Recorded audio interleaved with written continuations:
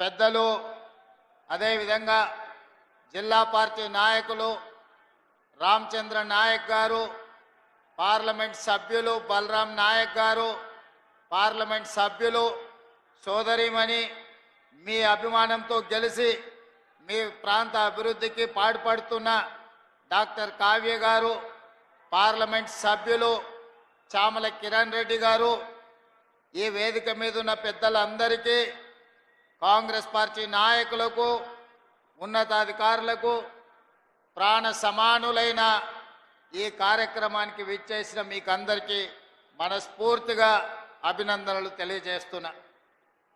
మిత్రులారా, ఈ కార్యక్రమం ఒక రాజకీయ పార్టీ రాజకీయాల కోసం ఏర్పాటు చేసిన కార్యక్రమం కాదు. ఈ కార్యక్రమం ఈరోజు వేలాది మంది ఇక్కడికి తరలి వచ్చింది. రేపో ఎల్లుండో జరగబోయే ఎన్నికల్లో ఓట్లు అడగడానికో ఓట్లు వేయడానికో ఈరోజు ఇక్కడికి రాలేదు. ఇక్కడికి మా ఆడబిడ్డలు వేలాదిగా తరలి వచ్చింది. స్టేషన్ గణపూర్ అభివృద్ధిలో భాగంగా పెద్దలు కడియం శ్రీహరి గారు తీవ్రమైన కృషి చేసి ఈ ప్రభుత్వం మీద ఒత్తిడి తెచ్చి 800 కోట్ల రూపాయలతోని స్టేషన్ గణపూర్ శాసనసభ నియోజకవర్గాన్ని అభివృద్ధి పదం వైపు నడిపించాలని పట్టుదలతోటి ఈరోజు 800 కోట్ల రూపాయల నిధులు మంజూరు చేయించి మిమ్మల్ని అందరినీ ఇక్కడికి ఆహ్వానించడం జరిగింది. మీరందరూ ఇక్కడికి వచ్చి అభివృద్ధి కార్యక్రమంలో భాగస్వాములై స్టేషన్ గణపూర్ ఉమ్మడి వరంగల్ జిల్లాకే కాదు తెలంగాణ రాష్ట్రానికి అభివృద్ధి కార్యక్రమంలో ఆదర్శంగా నిలబడడానికి ఇక్కడికి విచ్చేసింది. మిత్రులారా, ఈరోజు ఈ ఓరుగల్లుకు ఒక గొప్ప చరిత్ర ఉన్నది. రాణి రుద్రమ నుంచి మొదలు పెడితే సమ్మక్క సారలమ్మ వరకు, ప్రతాప రుద్రుడిని మొదలు పెడితే ఇక్కడుండే గొప్ప గొప్ప నాయకులు ఈ ప్రాంతానికి నాయకత్వం వహించారు. ఒక కాళోజీ కావచ్చు, ఒక దశరథి గారు కావచ్చు, లేకపోతే ఈ ప్రాంతం నుంచి దొడ్డి కొమరయ్య గారు కావచ్చు, లేకపోతే సర్దారు సర్వాయి పాపన్న గౌడు కావచ్చు, దాశరథి కావచ్చు, పాల్కుర్తి సోమన్న గారు కావచ్చు. ఈ ప్రాంతం చైతన్యం కలిగిన ప్రాంతం. ఈ ప్రాంతం తెలంగాణ ఉద్యమంలో ప్రొఫెసర్ జయశంకర్ గారిని ఆదర్శంగా తీసుకొని అభివృద్ధి పదం వైపు తెలంగాణ ఉద్యమం వైపు నడిపించిన ప్రాంతం. ఈ ప్రాంతానికి ఒక చైతన్యం ఉన్నది. ఈ ప్రాంతానికి ఒక ప్రత్యేకత ఉన్నది. ఈ ప్రాంతం తెలంగాణ రాష్ట్రానికి ఆదర్శంగా నిలబడడమే కాదు, తెలంగాణ ప్రాంతానికి సమస్య వచ్చినప్పుడు నిటారుగా నిలబడి కొట్లాడే కాకతీయ యూనివర్సిటీ ఈ ప్రాంతానికి ప్రాతినిధ్యం వహిస్తున్నది. ఆనాటి తెలంగాణ ఉద్యమంలో ఉమ్మడి వరంగల్ జిల్లా కాకతీయ ఉస్మానియా యూనివర్సిటీలు ఆనాడు తెలంగాణ ఉద్యమంలో తెలంగాణ ప్రజలు 4 కోట్ల మంది తరఫున నిలబడి కొట్లాడి. అందుకే ఈ వరంగల్ అంటే నాకు ప్రత్యేకమైన అభిమానం. ప్రజా సమస్యల మీద స్పందించే నైజమే కాదు, ప్రజా సమస్యల కోసం ప్రాణ త్యాగాలు చేసిన ప్రాంతం వరంగల్ ప్రాంతం. అందుకే ఈ వరంగల్ అభివృద్ధి కోసం ఆనాడు పార్లమెంట్ ఎన్నికల సందర్భంగా కడియం కావ్య గారిని గెలిపించండి, మీ వరంగల్కు ఎయిర్పోర్టు తీసుకొస్తానని ఆ రోజు మాట చెప్పిన ఈనాడు ఈ వరంగల్కి ఎయిర్పోర్టును సాధించి మీ ముందు నిలబడ్డా. ఇదే కాదు, రైల్వే కోచ్ ఫ్యాక్టరీ కావచ్చు, లేకపోతే అండర్ గ్రౌండ్ డ్రైనేజ్ కావచ్చు, వరంగల్ ఔటర్ రింగ్ రోడ్డు కావచ్చు, అభివృద్ధి పనుల కోసం కాళోజీ కళాక్షేత్రాన్ని పూర్తి చేస్తామని ఆనాడు చెప్పినాం. వరంగల్ ఔటర్ రింగ్ రోడ్డును నిర్మిస్తామని చెప్పినాం. ఇవాళ ఈ అన్ని కార్యక్రమాలను పూర్తి చేయడానికి వరంగల్ నగరానికి 6500 కోట్ల రూపాయలు మంజూరు చేసి ఈ వరంగల్ నగరాన్ని హైదరాబాదు నగరంతో పోటీ పడే విధంగా వరంగల్ని అభివృద్ధి చేయాలని ఈరోజు మన ప్రభుత్వం ప్రయత్నం చేస్తున్నది. మిత్రులారా, ఇవాళ ఆలోచన చేయండి మీరందరూ. తెలంగాణ రాష్ట్రం వచ్చినప్పుడు ధనిక రాష్ట్రం. ఈ ధనిక రాష్ట్రాన్ని చంద్రశేఖరరావు గారి కుటుంబం చేతిలో పెడితే ఈరోజు అప్పుల ఊబిలో తెలంగాణ రాష్ట్రం కూరుకుపోయింది. ఆనాడు నెలకు 500 కోట్ల రూపాయలు అసలు మిత్తి కట్టే అప్పు ఉంటే ఈనాడు ప్రతి నెల అసలుకే 6500 కోట్ల రూపాయలు ప్రతి నెల కట్టాల్సిన పరిస్థితి వచ్చింది. 10 ఏళ్లలో ఈరోజు దాదాపుగా 8 లక్షల కోట్ల రూపాయలు, 7 లక్షల కోట్ల రూపాయలు బ్యాంకుల్లో అప్పు తెస్తే 40,000 కోట్ల రూపాయలు కాంట్రాక్టర్లకు బకాయిలు పెట్టిండు. ఇవాళ సింగరేణికి బకాయిలు పెట్టిండు, విద్యుత్ శాఖ డిపార్ట్మెంట్కు ఉచిత కరెంటు పేరు మీద రైతులకు ఉచిత కరెంటు ఇచ్చినా అని విద్యుత్ శాఖకు బకాయిలు పెట్టిండు.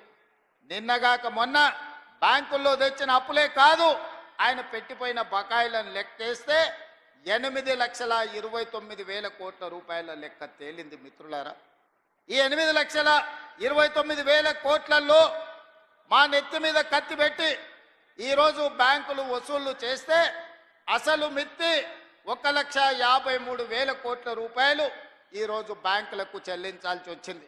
నిన్న శాసనసభ సాక్షిగా ఈ వివరాలన్నీ నేను చెప్పిన. ఎందుకంటే ఈనాడు మీకు తెలవాలి మన ఆర్థిక పరిస్థితి ఎట్లుందో. మన ఆర్థిక పరిస్థితి తెలిసినప్పుడే మన భవిష్యత్తు ప్రణాళికలను మనం చేసుకోగలుగుతాం. మన భవిష్యత్తు ప్రణాళికలు, సంక్షేమ పథకాలు ఎట్లుండాలి, అభివృద్ధి పథకాలు ఏ విధంగా ముందుకు సాగాలనో మనం ఆలోచన చేసుకోగలుగుతాం. అందుకే మిత్రులారా, ఈరోజు మీ ముందు నిలబడి నేను మాట చెప్పదలుచుకున్నా. ఎన్నికల్లో ఇచ్చిన గ్యారంటీలలో ఆడబిడ్డలకు ఆర్టీసీలో ఉచిత బస్సు ప్రయాణం అని చెప్పినాం. 2 రోజుల్లోనే ఈనాడు 150 కోట్ల మంది ఆడబిడ్డలు ఉచిత బస్సు ప్రయాణం చేసినందుకు ఆర్టీసీకి 5,005 కోట్ల రూపాయలను ఈనాడు రాష్ట్ర ప్రభుత్వం అందించిన మాట వాస్తవం కాదా? ఈరోజు మా ఆడబిడ్డలు, మా అక్కల్ని అడుగుతున్న ఇక్కడ ఉన్న వాళ్ళను, అక్క ఎప్పుడైనా మీరు బస్సు ఎక్కితే ఎవరైనా అనా పైసైనా మిమ్మల్ని అడిగినరా అని నేను మా ఆడబిడ్డలు నేను అడగదలుచుకున్నా. ఆయల్ల మీరు అమ్మగారింటికి వెళ్ళాలన్నా, అమ్మవారిని దర్శించుకోవాలన్నా, యాదగిరి గుట్టకు పోవాలన్నా, భద్రాచలంలో రాముల వారిని దర్శించుకోవాలన్నా బస్సు పైసలు ఉండేటివి కావు. ఇంటి ఆయన ఇస్తే ఇచ్చినట్టు, లేకపోతే మీరు ఊరుకున్నట్టే ఉండే. కానీ ఇవాళ ఇంటి ఆయన బాయికాడికి పనికి పోతే మా అక్కలు ఆలయానికి పోయి దర్శనం చేసుకొని ఆయన వచ్చే లోపల మళ్ళీ ఇంటికి వచ్చేటట్టు ఈరోజు బస్సుల్లో ఉచిత ప్రయాణం ఇచ్చిన మాట వాస్తవం కాదా? ఇవాళ నేను అడుగుతున్న మా ఆడబిడ్డల్ని, 200 యూనిట్లు మీ ఇళ్లలో ఉండే కరెంటు ఉచితంగా ఇస్తున్నామా లేదా? ఇవాళ తెలంగాణ రాష్ట్ర ప్రజలకు నేను చెప్పదలుచుకున్నా, 200 యూనిట్లు ఉచిత కరెంటు పేదవాళ్లకు, 50 లక్షల కుటుంబాలకు ఈనాడు తెలంగాణ రాష్ట్ర ప్రభుత్వం పేదవాళ్లకు అందుబాటులోకి తీసుకొచ్చిన మాట వాస్తవం కాదా? ఇవాళ అప్పుల పాలైన తెలంగాణలో 24 గంటలు ఉచిత విద్యుత్తు రైతాంగానికి అందిస్తున్న మాట వాస్తవం కాదా? అదేవిధంగా ఆడబిడ్డలకు 500 రూపాయలకే సిలిండర్ ఇస్తున్న మాట వాస్తవం కాదా? ఇవాళ నేను చెప్పదలుచుకున్న తెలంగాణ రైతాంగానికి వేదిక మీద నుంచి 25,35,000 మంది రైతులకు 20,617 కోట్ల రూపాయలు, 2 లక్షల రూపాయల వరకు రైతు రుణమాఫీ చేసి మీ రుణము తీర్చుకుంటామని చెప్పినాం. ఈనాడు మీ రైతు రుణాలను మాఫీ చేసి, ఈ రైతు రుణాల మాఫీ కాదు, ఆనాడు రైతు బంధు ఎన్నికల కోడును అడ్డం పెట్టి కేసీఆర్ ఎగ్గొట్టిపోతే 7,625 కోట్ల రూపాయలు ప్రభుత్వం ఏర్పడిన ఎంబడే రైతు భరోసా పథకం ద్వారా మీ ఖాతాలలో నిధులేసిన మాట వాస్తవం కాదా? ఈ రకంగా చెప్పుకుంటూ పోతే తెలంగాణ ఉద్యమంలో ఉన్న నిరుద్యోగ యువకులకు 57,924 ప్రభుత్వ ఉద్యోగాలను మొదటి 10 నెలల్లోనే నియామకాలు అందించి నిరుద్యోగ సమస్యను తెలంగాణ రాష్ట్ర పొలిమేర్లు దాటే వరకు తరిమిన మాట వాస్తవం కాదా? గత 10 రోజుల నుంచి ఈనాడు పాత్రికేయ మిత్రులను నేను అడగదలుచుకున్నా, హైదరాబాద్లో మీ ఇండ్ల పట్టాలకు భూములు ఇస్తే 10 ఏళ్ళ పట్టాల సర్టిఫికెట్లు మీకు చంద్రశేఖరరావు ఇయ్యలే. నేను వచ్చిన తర్వాత మీ కుటుంబాలను పిలిచి రవీంద్ర భారతిలో భోజనం పెట్టి మీ జర్నలిస్టులకు ఇండ్ల పట్టాలు నేను ఇచ్చిన మాట వాస్తవం కాదా? 10 ఏళ్ళు చంద్రశేఖరరావు మీకు అన్యాయం చేస్తే మీకు ఇండ్ల పట్టాలు ఇచ్చింది ఈ ప్రభుత్వం కాదా అని నేను అడుగుతున్నా. ఇవాళ గ్రూప్ 1 పరీక్షలు, గ్రూప్ 2 పరీక్షలు, గ్రూప్ 3 పరీక్షలు, ఇవాళ మీ ఉద్యోగాల కోసం ఈరోజు పరీక్ష ఫలితాలను ఇచ్చి ఈరోజు మిమ్మల్ని ఆదుకునే ప్రయత్నం చేస్తున్నాం కదా. అందుకే ఒక్క నిమిషం ఉండండి, చూసిన దించండి. అందుకే ఈరోజు మీ సమస్యలు పరిష్కరించడం కోసమే ఈరోజు ప్రజాపాలన ప్రగతి బాటల పేరు మీద మీ ముందుకొచ్చి మీ దగ్గర నిలబడి మాట్లాడుతున్నాం. ఈరోజు నిరుద్యోగ సమస్యనే కాదు, మీ విద్యకు సంబంధించి టీచర్ల ప్రమోషన్లు 11,000 మంది ఈరోజు టీచర్ల నియామకాలు చేపట్టి పేదలకు విద్యను అందుబాటులోకి తీసుకురావాలని ప్రభుత్వం చేస్తున్న ప్రయత్నం నిజం కాదా అని నేను మిమ్మల్ని అడుగుతున్నా. మిత్రులారా, ఈరోజు రైతుల గురించి కానీ, మహిళల గురించి కానీ, విద్యార్థుల గురించి కానీ, నిరుద్యోగ యువకుల గురించి కానీ తెలంగాణ సమాజంలో ఉన్న సమస్యల్ని పరిష్కరించడానికి పాత్రికేయ మిత్రుల నుంచి మొదలు పెడితే డాక్టర్లు, లాయర్లు, ఇంజనీర్ల వరకు ప్రతి ఒక్కరి సమస్యని పరిష్కరించడానికి ఈరోజు రాష్ట్ర ప్రభుత్వం ప్రయత్నం చేస్తున్నది. అందుకే ఆనాడు ధనిక రాష్ట్రంగా చంద్రశేఖరరావు గారికి అప్పచెప్పినాం. ఈరోజు దివాలా తీసిన రాష్ట్రంగా మా చేతికి అప్పచెప్పిండు. అందుకే మిత్రులారా, ఈరోజు ఈ సమస్యలు పరిష్కరించడానికి ఉన్నది ఉన్నట్టు వాస్తవాలను మీకు వివరించే ప్రయత్నం చేస్తున్నా. ఈరోజు రాష్ట్రానికి బడ్జెటు ఆదాయము తగ్గిపోయింది. బట్టి విక్రమార్క గారు పోయినసారి బడ్జెటు 2,91,000 కోట్ల రూపాయలకు పెట్టిండు.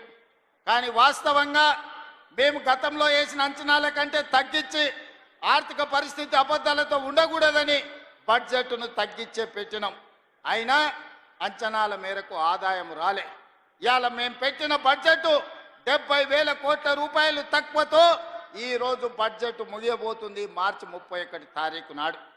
మరి ఇన్ని కష్టాలున్నా మీకు ఇస్తామన్న మాట ప్రకారం సంక్షేమ పథకాలను ఈరోజు అమలు చేసే ప్రయత్నం చేస్తున్నాం. అభివృద్ధికి అవసరమైన నిధులను ఈరోజు విడుదల చేస్తున్నాం. అభివృద్ధిలో భాగంగానే స్టేషన్ గన్పూర్కి ఈరోజు మీ విద్యకు ఇంటిగ్రేటెడ్ రెసిడెన్షియల్ స్కూల్స్ కావచ్చు, 100 పడకల ఆసుపత్రి కావచ్చు, మీ సాగునీటి ప్రాజెక్టు కోసం కావచ్చు, మీ ఇంటిగ్రేటెడ్ రెవెన్యూ డివిజన్ ఆఫీస్ కోసం కావచ్చు, మీ స్టేషన్ గన్పూర్ అభివృద్ధి కోసం కడియం శ్రీహరి గారు పెద్దలు అడిగిన ప్రతి మాటను నిలబెట్టడానికి ఇవాళ 800 కోట్ల రూపాయలు మీకు మంజూరు చేయడమే కాదు, ఇంతకుముందు పెద్దలు కడియం శ్రీహరి గారు ఇదే వేదిక మీద నుంచి ఇంకో కొత్త చిట్టి మళ్ళా తీసి నా ముందల పెట్టిండు. కాగితాలు అక్కడ ఇచ్చిండు. కడియం శ్రీహరి గారు మొత్తం వినతి పత్రాలు ఇచ్చిండు. వారిని చూస్తేనే నాకు భయం అవుతుంది. వారు ఏ పైరవాడు గారు, ఏ వస్తేనే నా ప్రజలకు ఏదో చెయ్యాలి, స్టేషన్ గన్పూర్కు నిధులు తీసుకుపోవాలని అడుగుతూ ఉంటారు. అందుకే వారంటే నాకు ప్రత్యేకమైన అభిమానం. ఇది ఈనాటిది కాదు, 20-25 ఏళ్ల నుంచి కడియం శ్రీహరి గారితో నాకున్న పరిచయం. నేనే వారిని అడిగి కాంగ్రెస్ పార్టీలోకి రండి, నాకు అండగా నిలబడండి, ఈ తెలంగాణ రాష్ట్రాన్ని అభివృద్ధి పదం వైపు నడిపిద్దాం, మీ అనుభవం, మీ నిజాయితీ తెలంగాణ రాష్ట్రానికి అవసరం ఉన్నది, శ్రీహరి గారు మీరు రండి, చెల్లి కడియం కావ్యను ఎంపీగా గెలిపించుకున్న బాధ్యత నేను తీసుకుంటా అని చెప్పిన. అందుకే ఇవాళ మీ ఆడబిడ్డని డాక్టర్ కావ్యను పార్లమెంటు సభ్యురాలుగా మీరు ఢిల్లీకి పంపిస్తే మీకు ఎయిర్పోర్ట్ తీసుకొచ్చింది, మీకు రైల్వే కోచ్ ఫ్యాక్టరీ తీసుకొచ్చింది, భవిష్యత్తులో కాజిపేట రైల్వే జంక్షన్ను తీసుకొచ్చే బాధ్యత మీ సోదరిమణి, మీ ఆడబిడ్డ డాక్టర్ కావ్య తీసుకుంటుంది. వారికి రైల్వే డివిజన్ని తెచ్చే బాధ్యత మా ఆడబిడ్డ, మీ ఆడబిడ్డ కావ్య తీసుకుంటుంది. అండగా నిలబడి భుజం తట్టి ప్రోత్సహించే బాధ్యత నాది, పెద్దలు కడియం శ్రీహరి గారిది అని చెప్పి నేను ఈ సందర్భంగా తెలియజేస్తున్నా. మిత్రులారా, మీ దేవాదుల ప్రాజెక్టు పూర్తి కావాలన్నా, శ్రీహరి గారు నా ముందు ప్రతిపాదించిన పనులను పూర్తి చేయాలన్నా, మీ స్టేషన్ గన్పూర్కి భవిష్యత్తులో నిధులను విడుదల చెయ్యాలన్నా మీరందరూ కలిసికట్టుగా శ్రీహరి గారి నాయకత్వాన్ని బలపరచండి. ఈ స్టేషన్ గన్పూర్ని అభివృద్ధి చేసే బాధ్యత ఈ రాష్ట్ర ప్రభుత్వం తీసుకుంటుంది. ఈనాడు రాష్ట్రం నలుమూలలో మీరు చూడండి, కృష్ణానది జలాల గురించి మీరు ఆలోచన చేయండి, గోదావరి మీద కట్టిన ప్రాజెక్టుల గురించి ఒక్కసారి చర్చించండి. 10 సంవత్సరాలు 1,81,000 కోట్ల రూపాయలు చంద్రశేఖరరావు గారు సాగునీటి ప్రాజెక్టుల మీద ఖర్చు పెట్టిండు. అందులో 1,02,000 కోట్ల రూపాయలు ఒక్క కాళేశ్వరం కట్టడానికి వాడి. 1,00,000 కోట్లు పెట్టి కట్టిన కాళేశ్వరం 3 ఏళ్లనే కట్టుడు, 3 ఏళ్లనే కూలుడు జరిగిపోయింది. ఇప్పుడు ఆ కూలిన దాన్ని మొత్తం తీసేయాలంటే మళ్ళా ప్రభుత్వానికి 1,000 కోట్ల రూపాయలు ఖర్చు అయ్యే పరిస్థితి వచ్చింది. ఆయన తీసుకొచ్చి అప్పచెప్పిన దరిద్రం అది కాళేశ్వరం కాదు, అది కూలేశ్వరం అని చెప్పి ఈరోజు నేను మిత్రులకు చెప్పదలుచుకున్నా. ఇవాళ ఆయన గొప్పలు చెప్తున్నాడు, మీరు ప్రాజెక్టులు కట్టినరా, కేసీఆర్ గారు ప్రాజెక్టులు కట్టినరు, రిజర్వాయర్లు కట్టినరని. తాటి చెట్టు అంతా పెరిగిండు కానీ ఆవకాయ అంతా కూడా ఆయన మెదడులో తెలివితేటలు ఉన్నట్టు నాకు అనిపిస్తలేదు. శ్రీరామ్ సాగర్ 100 టీఎంసీల ప్రాజెక్ట్ ఎవరు, మీ తాత కట్టిందా? శ్రీశైలం ప్రాజెక్టులో 300 టీఎంసీలు నిల్వ మీ ముత్తాత చేసిండా? నాగార్జున సాగర్లో 200 పైచీలకు టీఎంసీల నీళ్ళ ప్రాజెక్టు ఎవరు కట్టిండ్రా అని నేను హరీష్ రావు గారిని అడగదలుచుకున్నా. జూరాల కావచ్చు, భీమా కావచ్చు, నెట్టంపాడు కావచ్చు, కోయిల్ సాగర్ కావచ్చు, లేకపోతే దేవాదుల కావచ్చు, లేకపోతే ఇందిరా సాగర్, లేకపోతే రాజీవ్ సాగర్ ప్రాజెక్టులను ఆనాడు కాంగ్రెస్ పార్టీ మొదలుపెట్టినవి కాదా? శ్రీపాద ఎల్లంపల్లి మేము కట్టింది కాదా? ఇవాళ మేం కట్టిన ప్రాజెక్టులు ఈ తెలంగాణ రాష్ట్రాన్ని సస్యశ్యామలం చేసినాయి. మీరు కట్టిన కాళేశ్వరం కూలినాక తెలంగాణ రాష్ట్రం 1,56,00,000 మెట్రిక్ టన్నుల వడ్లను పండించి ఆ వడ్ల గిట్టుబాటు ధరనే కాదు 500 రూపాయల బోనస్ ఇచ్చి కొనుక్కున్న ప్రభుత్వం కాంగ్రెస్ పార్టీ అని చెప్పి నేను ఈ సందర్భంగా చెప్పదలుచుకున్నాను. హరీష్ రావు గారు నాకు సవాల్ విసురుతున్నాడు, మీరు ప్రాజెక్టు లేడగట్టినరు, రిజర్వాయర్ లేడగట్టినరని. నేను హరీష్ రావు గారికి టీఆర్ఎస్ నాయకులకు సవాల్ విసిరదలుచుకున్నా. పిల్లకాకులతో నాకెందుకు కానీ అసలైన ఆయన రమ్మని ఆయనతోనే మాట్లాడతా.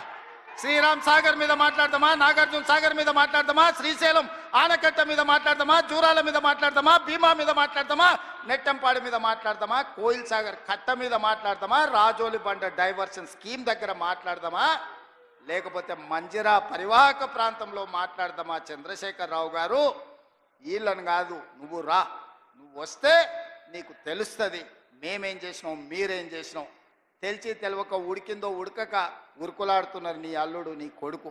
వాళ్ళకు పిల్లకాకులకి ఏం తెలుసు, ఉండేలు దెబ్బ అని వెనకడికి చెప్పారు. నీకు తెలుసు కదా మా దెబ్బ ఎట్లుంటుందో, కాంగ్రెస్ పార్టీ కార్యకర్తల దెబ్బ. 2023 డిసెంబర్ 3 నాడు చూసినావు కదా మా కార్యకర్తల దెబ్బ. అందుకే ఇవాళ ఆయన మొహం జల్లక ఫామ్ హౌస్లో దాచుకొని ఇవాళ వీళ్ళను ఉసిగొల్పుతున్నాడు. ఏమన్నా అంటే పెద్ద మనిషిని అట్లా అంటారా అంట. పెద్ద మనిషిలాగా వ్యవహరించాలి కదా అని నేను అంటున్నాను. ఆయన అనుభవాన్ని తెలంగాణ కోసం వాడా? అధికారం పోతే బయటికి రాడా?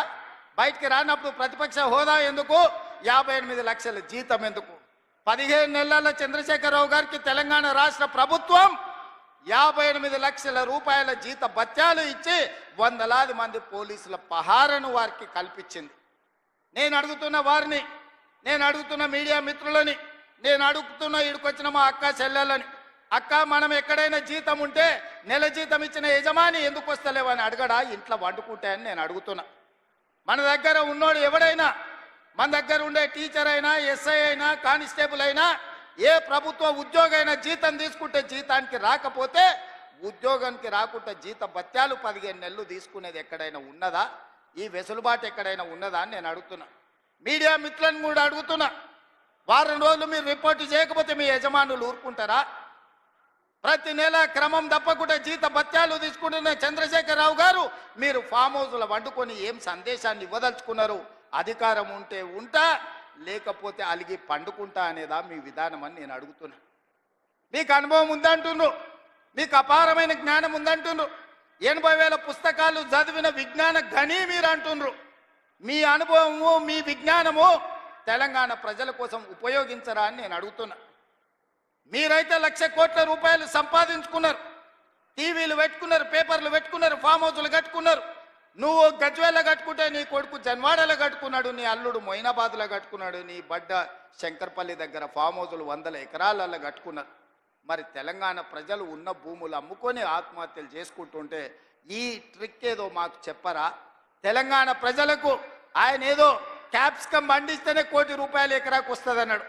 ఆ టెక్నిక్ ఏదో తెలంగాణ రైతాంగానికి చెప్పవా కేసీఆర్ గారు అడుగుతున్నా.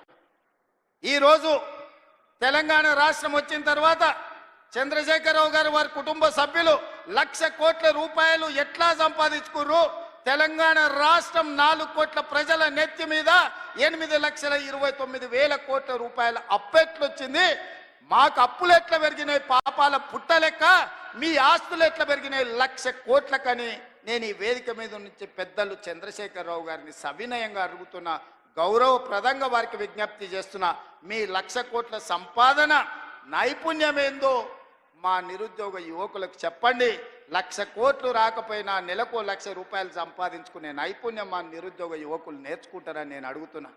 ఒకవేళ నీకు రావడానికి ఇబ్బంది అయితే విడతల వారీగా 1000 మందిని నీ దగ్గరికే ఫామ్ హౌస్కు పంపిస్తా.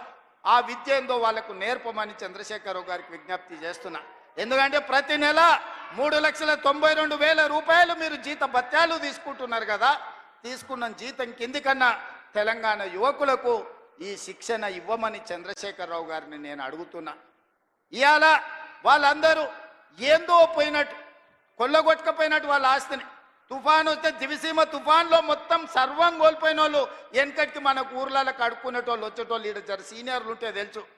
దివిసీమ తుఫాన్లో సర్వం కోల్పోయినాం, మాకేమని ఉంటే బతకడానికి వచ్చిన గ్రామాలకు వచ్చేటోడు. దివిసీమ తుఫాన్లో కొట్టుకుపోయిన వాళ్ళకంటే వాళ్ళ కుటుంబం దిగాలు పడిపోయి ఉన్నారు. అధికారం శాశ్వతం అనుకున్నారా అని నేను అడుగుతున్నా. అందుకే మిత్రులారా, ఆనాడు ధనిక రాష్ట్రాన్ని ఈనాడు చంద్రశేఖరరావు గారి కుటుంబం దివాలా తీయించింది. దివాలా తీసిన ముక్కబోని ధైర్యంతో రాష్ట్రాన్ని పట్టాల మీద ఎక్కించి తెలంగాణ రాష్ట్రాన్ని అభివృద్ధి పదం వైపు నడిపిస్తున్నాం. అందుకే ఈరోజు స్టేషన్ గన్పూర్లో 800 కోట్ల రూపాయలతో అభివృద్ధి కార్యక్రమాలను తీసుకున్నాం. కొన్ని విషయాలు ఆడబిడ్డల విషయం కావచ్చు, ఆర్టీసీ బస్సులు ఇవ్వడం కావచ్చు, లేకపోతే సోలార్ పవర్ ప్లాంట్లు కావచ్చు, ఎన్నడైనా వాళ్ళు ఆలోచన చేసిండ్రా ఈ ఆడబిడ్డలను ఆదుకోవాలని? ఈరోజు మా స్వయం సహాయక సంఘాలను అడుగుతున్నా, మీ పావులా వడ్డీ కానీ మీ జీరో వడ్డీ కానీ ఎన్నడన్నా మిమ్మల్ని 10 ఏళ్ళల్లో ఇంటి బయటికి రానిచ్చిండ్రా బీఆర్ఎస్ వాళ్ళు, గత ప్రభుత్వం అని నేను అడుగుతున్నా. ఇవాళ మా అక్కల్ని అందరినీ ధైర్యంగా రండి, మీ తమ్ముడికి అడ్డగా నిలబడండి, మీ సోదరుడు ఉన్నాడు, మీరు అభివృద్ధి పదం వైపు నడవండి అని చెప్పి ఈరోజు ఆడబిడ్డలకు ఈరోజు మేము నిలబడ్డాం. నేను అడుగుతున్నా చంద్రశేఖరరావు గారు, ప్రొఫెసర్ జయశంకర్ గారి ఊరిని కూడా 10 ఏళ్లలో నువ్వు రెవెన్యూ విలేజ్ చెయ్యలేదు. నేను వచ్చిన తర్వాత జయశంకర్ గారి ఊరిని రెవెన్యూ విలేజ్ చేసిన. ఈ ప్రభుత్వం వచ్చినాకనే వరంగల్కి ఎయిర్పోర్ట్ వచ్చింది. ఈ ప్రభుత్వం వచ్చినాకనే రైల్వే కోచ్ ఫ్యాక్టరీ మీకు వచ్చింది. ఈ ప్రభుత్వం వచ్చినాకనే వరంగల్కి అండర్ గ్రౌండ్ డ్రైనేజ్ వచ్చింది. ఈ ప్రభుత్వం వచ్చినాకనే వరంగల్కి ఔటర్ రింగ్ రోడ్ వచ్చింది. ఈ ప్రభుత్వం వచ్చినాకనే మీకు కాళోజీ కళాక్షేత్రం పూర్తయింది. ఈ ప్రభుత్వం వచ్చినాకనే వరంగల్ అభివృద్ధి కార్యక్రమాలు ఆగిపోయిన ఫ్లైఓవర్ బ్రిడ్జు నాయని రాజేందర్ రెడ్డి పట్టుబట్టి దాన్ని పూర్తి చేయడానికి ఒక కొలికి పట్టుకొస్తున్నాడు. ఈ ప్రభుత్వం వచ్చినాకనే 800 కోట్ల రూపాయలు ఈరోజు స్టేషన్ గన్పూర్కు మనం ఇవ్వగలిగినాం. 100 పడకల ఆసుపత్రి కట్టగలిగినాం, డిగ్రీ కాలేజ్ కట్టగలిగినాం, ఇంటిగ్రేటెడ్ రెసిడెన్షియల్ స్కూల్ కట్టగలిగినాం, రెవెన్యూ డివిజనల్ ఆఫీసును కట్టగలిగినాం, ఇందిరమ్మ ఇండ్లు ఇవ్వగలిగినాం. మిత్రులారా, ఈ ప్రభుత్వం వచ్చినాక ఇన్ని పనులు చేస్తుంటే మా మీద తెలంగాణ ప్రజల కోపం ఉందని ఆయన చెప్తుండు. ఎవరి కోపం ఉందే? 57,000 ఉద్యోగాలు ఇచ్చినందుకు నిరుద్యోగ యువకులకు కోపం ఉందా? 65 లక్షల మంది ఆడబిడ్డలకు పండుగ పూట సారే చీర పెట్టినట్టు ప్రతి సంవత్సరం 2 నాణ్యమైన చీరలను ఆడబిడ్డలను అందించినందుకు, సారే చీర పెట్టినందుకు మా ఆడబిడ్డలకు నా మీద కోపం ఉందా? 1000 ఆర్టీసీ బస్సులను అందించి కోటీశ్వరులను చేసినందుకు మా ఆడబిడ్డల కోపం ఉందా? 1000 మెగావాట్ల సోలార్ విద్యుత్ ఉత్పత్తి ప్లాంట్లను అదాని అంబానీలతో పోటీ పడే విధంగా మా ఆడబిడ్డలని శ్రీమంతులను చేసినందుకు నా మీద కోపం ఉందా? రైతులకు 20,617 కోట్ల రూపాయలు రుణమాఫీ చేసినందుకు నా మీద కోపం ఉందా? దేనికోసం కోపం ఉంది? 500 రూపాయల బోనస్ ఇచ్చినందుకు ఈరోజు రైతులకు నా మీద కోపం ఉందా అని అడుగుతున్నా. రైతు భరోసా నాడు 10,000 ఉంటే దాన్ని 12,000కు పెంచినందుకు ఈ రైతాంగానికి నా మీద కోపం ఉందా? మీడియా మిత్రులకు 10 ఏళ్ళు నువ్వు ఇవ్వని ఇండ్ల పట్టాలు రవీంద్ర భారతిలో అందించినందుకు మా మీడియా మిత్రులకు నా మీద కోపం ఉందా అని నేను అడుగుతున్నా. కొంతమంది దొంగలకు దోపిడీదారులకు ఉండొచ్చు, ఎందుకంటే ఈ దొంగలను ఉప్పు పాతరేస్తా దోపిడీదారులను తోలు తీసి బట్టలు ఇప్పదీసి రోడ్డు మీద నించోబెడతానందుకు కొంతమంది దొంగలకు నా మీద ఏమైనా కోపం ఉంటే ఉండొచ్చు. అంటే అన్నా అంటాడు హరీష్ రావు రేవంత్ రెడ్డి అధికారిక కార్యక్రమాలలో తిడతాడు ఎందుకని. ఆయన ఇవాళ మాట్లాడుతుంటే చంద్రశేఖరరావు గారంట తెలంగాణ జాతిపిత అంట. మిత్రులారా, ఇట్లా మాట్లాడితే ఇంకా నేను ఏదో ఒకటి అనకపోతే ఎట్లయితుంది మీరు చెప్పురు. జాతిపిత గురించి మీకు తెలుసు కదా. ఆ జాతిపితకు మందు వాసన పడుతుందా? గుజరాతుల్నే బంధు పెట్టించింది, అవునా? ఆ జాతిపిత గాంధీ ఆశ్రమాలలో ఉన్నాడు, నిరాడంబరంగా ఉన్నాడు. మరి ఈ జాతిపిత వాసన లేకుండా నిద్ర లేస్తాడా? ఆ జాతిపిత ఎక్కడా? ఈ జాతిపిత ఎక్కడా? ఆ జాతిపిత ఎక్కడో చిన్న చిన్న దళిత వాడల్లో జీవితం గడిపితే 100 ఎకరాల ఫామ్ హౌజుల్లో ఈ జాతిపిత గారు ఉన్నారు. ఈయన జాతిపిత ఎట్లయితాడని నేను అడుగుతున్నా. అసలు పోల్చుకోవడానికన్నా పొంతన ఉండాలి కదా. పులిని చూసి నక్క వాతలు పెట్టుకుంటే వాతలతోని నక్క పులి అయిపోతుందా? జాతిపిత అంటే ఎవరు? కొండ లక్ష్మణ్ బాబూజీ జాతిపిత అంటే ఎవరు? ప్రొఫెసర్ జయశంకర్ జాతిపిత. ఏ పదవి లేకుండా సర్వం త్యాగం చేసి ఈ దేశం కోసము, స్వతంత్రం కోసము, తెలంగాణ రాష్ట్రం కోసం సర్వం దారబోసిన కొండ లక్ష్మణ్ బాపూజీనో ప్రొఫెసర్ జయశంకర్ తెలంగాణకు జాతిపిత అవుతాడు తప్పితే నోరు తెరిస్తే అబద్ధాలు చెప్పేటోడు తెలంగాణ రాష్ట్రాన్ని దోసుకున్నాడు, 100 ఎకరాల ఫామ్ హౌజులు కట్టుకున్నాడు, 1,00,000 కోట్ల రూపాయలు సంపాదించుకున్నాడు, టీవీలు పేపర్లు పెట్టుకొని అబద్ధాలను విషప్రచారం చేసేటోడు తెలంగాణ జాతిపిత ఎట్లయితాడని తాటి చెట్టులాగా పెరిగినాయని నేను అడుగుతున్నా. ఇవాళ నేను ఇక్కడున్న యువకుల్ని కూడా అడుగుతున్నా, ఎవడయా జాతిపిత తెలంగాణకు? తాగుబోతాడు జాతిపిత అవుతాడా అని నేను అడుగుతున్నా. త్యాగాలు చేసినోడు తెలంగాణకు జాతిపిత అవుతాడా? తాగుబోతాడు తెలంగాణకు జాతిపిత అవుతాడా అని నేను అడుగుతున్నా. ఒక జయశంకర్, ఒక కొండా లక్ష్మణ్ బాబుజో తెలంగాణ జాతిపితలు అవుతారు తప్పితే తెలంగాణను జలగల్లాక పట్టి పీడించుకున్నవాడు, తెలంగాణ ప్రజల రక్తం దాగినోడు ఎవడు జాతిపిత కాడు. ప్రొఫెసర్ జయశంకర్ గారు ఊరిని రెవెన్యూ విలేజ్ చేయకుండా అవమానించిన చరిత్ర మీదైతే ఆ రెవెన్యూ విలేజ్ చేసిన చరిత్ర మాది. కాళోజీ కళాక్షేత్రాన్ని పూర్తి చేసిన చరిత్ర మీదైతే 10 ఏళ్ళు పడవ పెట్టిన చరిత్ర మీది. అందుకే మిత్రులారా, ఈరోజు తెలంగాణ సమాజం అంతా ఆలోచన చేయాలి. ఆనాడు తెలంగాణ ఉద్యమం చేసినాను, ఉద్యమంలో ముందు భాగాన నిలబడ్డాను. ఒక్కసారి కాదు 2 సార్లు తెలంగాణ రాష్ట్రానికి ముఖ్యమంత్రిగా చేసింది. 10 ఏళ్లలో దాదాపుగా నేను అసెంబ్లీలో మళ్ళా లెక్కలు చెప్తా. 20 లక్షల కోట్లు చంద్రశేఖరరావు గారి చేతిలోకి వచ్చినాయి. ఈ 20 లక్షల కోట్లు ఎక్కడికి పోయినాయని నేను అడుగుతున్నా. ఇవాళ నేను చెప్పదలుచుకున్న, చంద్రశేఖరరావు గారు చేసిన అప్పుల కోసం నేను కట్టింది 1,53,000 కోట్లు బ్యాంకులకు అసలు మిత్తి పేరు మీద నేను కట్టిన. నిజంగానే ఈ 15 నెలల ఈ 1,53,000 కోట్ల రూపాయలు నా చేతుల్లో ఉంటే మా పొంగులేటి శ్రీనివాసరెడ్డి గారికి చెప్పి 30 లక్షల ఇండ్లు, ఇందిరమ్మ ఇండ్లు పేదోళ్ళందరికీ తెలంగాణ రాష్ట్రంలో అందరికీ ఇండ్లు కట్టించుండేవాడిని. ఇవాళ నా దగ్గర ఇండ్లు లేని పేదల లెక్క 25 లక్షలే ఉంది. ఒక్క సంవత్సరం చంద్రశేఖరరావు గారు చేసిన అప్పులకు తప్పులకు నేను కట్టిన పాయమాల్ 1,53,000 కోట్లు.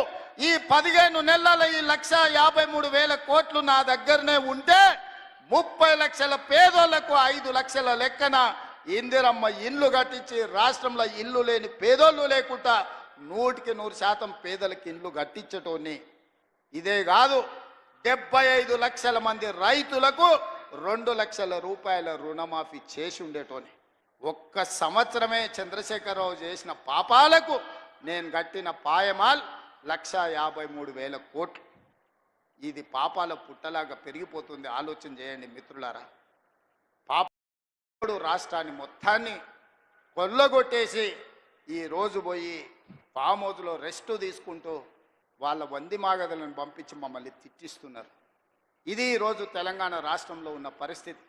అందుకే మా ఆడబిడ్డల నుంచి మా నిరుద్యోగ యువకుల వరకు, మా రైతుల నుంచి మా కార్మికుల వరకు నేను ఒక్క మాట చెప్పదలుచుకున్నా. ఖచ్చితంగా ఈ రాష్ట్రాన్ని అభివృద్ధి పదం వైపు నడిపించే బాధ్యత మాది. తెలంగాణ రాష్ట్రంలో జరుగుతున్న తప్పులను ఉన్నట్టుగా మీకు వివరిస్తా. లేని అబద్ధాలను నేను చెప్పను. లేని ఆదాయాన్ని అరచేతిలో వైకుంఠం చూపించను. అరచేతిలో బెల్లం పెట్టి మోచేతి నాకండి అనే అబద్ధాలు నేను చెప్పను. ఉన్న లెక్కలని అసెంబ్లీలో చెప్తా. రాష్ట్రానికి వస్తున్న ఆదాయం ఎంత, ఆ ఆదాయాన్ని ఎలా సంక్షేమానికి అభివృద్ధికి వాడాలో మీ సూచనలు తీసుకొని ముందుకు వెళ్తా. ఇవాళ కష్టం వచ్చినప్పుడు మీతో కాకపోతే ఎవరితో చెప్పుకుంటామని నేను అడుగుతున్నా. ఇవాళ తెలంగాణ రాష్ట్రం అప్పుల ఊబిలో కూరుకుపోయింది. ఆయన గారు చేసిన అప్పులకు 88,000 కోట్ల అస్సలు కట్టినా, 64,000 కోట్ల మిత్తి కట్టినా 1,53,000 కోట్లు 15 నెలల్లో కట్టాల్సిన పరిస్థితి వచ్చిందంటే ఎంత దారుణమైన పరిస్థితి తెలంగాణ రాష్ట్రం ఉందో మీరు ఆలోచన చేయండి. తండ్రి కొడుకులు అంటారు, అప్పులుంటే బయటికి చెప్తారా, మళ్ళీ అప్పు ఎట్లా పుడుతుందని. నేను మళ్ళీ అప్పులు చేయదలుచుకోలే, పప్పు కూడు వండదలుచుకోలే. అప్పు చేసిన పప్పు కూడు ఎప్పటికైనా మనకు ముప్పే అని, అప్పు మనకు ముప్పు అని నేను స్పష్టంగా నిర్ణయించుకున్నా. అందుకే కూడ తీసుకొని తెలంగాణ రాష్ట్ర ఆదాయం పెంచుకొని ఆదాయాన్ని పెంచాలి, పేదలకి పంచాలి అన్న ఆలోచనతోని రాష్ట్ర ప్రభుత్వాన్ని ముందుకు నడిపించదలుచుకున్నాం. అందుకే మీరందరూ సహకరించండి, మీరందరూ అండగా నిలబడండి. మా శ్రీహరన్న మళ్ళా పక్క నుంచి గన్పూర్కు నిధుల గురించి చెప్పమంటున్నారు. తప్పకుండా దీనికి సంబంధించిన అన్నీ మళ్ళీ నేను నిదానంగా వారితో మాట్లాడి ఇస్తా. ఎందుకంటే మిగతా ఎమ్మెల్యేలు కూడా ఉన్నారు, వాళ్ళందరూ నా దిక్కు కోపంగా చూస్తున్నారు. అన్నీ శ్రీహరన్నకే ఇస్తే మాకు మరి మా సంగతి ఏందని. అదేవిధంగా రాంపూర్ డంప్ యార్డ్ గురించి కూడా శ్రీహరన్న పక్క నుంచి మా కావ్యమ్మ చెప్పినట్టుంది, కాగితం రాసిస్తున్నాడు. తప్పకుండా డంపింగ్ యార్డ్ నుంచి మొదలు పెడితే స్టేషన్ గన్పూర్లో ఉండే సమస్యల్ని పరిష్కరించే బాధ్యత నాది. మిత్రులారా, ఎర్ర టెండున మీరు అందరు కూడా ఇక్కడికి వచ్చిండ్రు. మీ ఆశీర్వాదం, మీ అండ ఉండాలి. 10 ఏళ్ళు ఏలినోళ్ళు 10 నెలలకే మమ్మల్ని దిగిపోమంటారు. 5 ఏళ్ళ కోసం కదా కుర్చీ ఇచ్చింది మీరు. ఇవాళ ప్రభుత్వ ఉద్యోగం ఇస్తే 35 ఏళ్ళు ఉద్యోగం ఉంటుంది అంటారు. 2 ఏళ్ళకే తీసేస్తే పోతుందా? చంద్రశేఖరరావు డెఫినెట్గా దుఃఖం ఉంటుంది, వాళ్ళ కుటుంబానికి బాధ ఉంటుంది. ఎందుకంటే ఆ కుర్చీలో ఉంటే వాళ్ళు మళ్ళా దోసుకోవడానికి అవకాశం ఉండే అని వాళ్ళు ఆలోచన చేస్తున్నారు.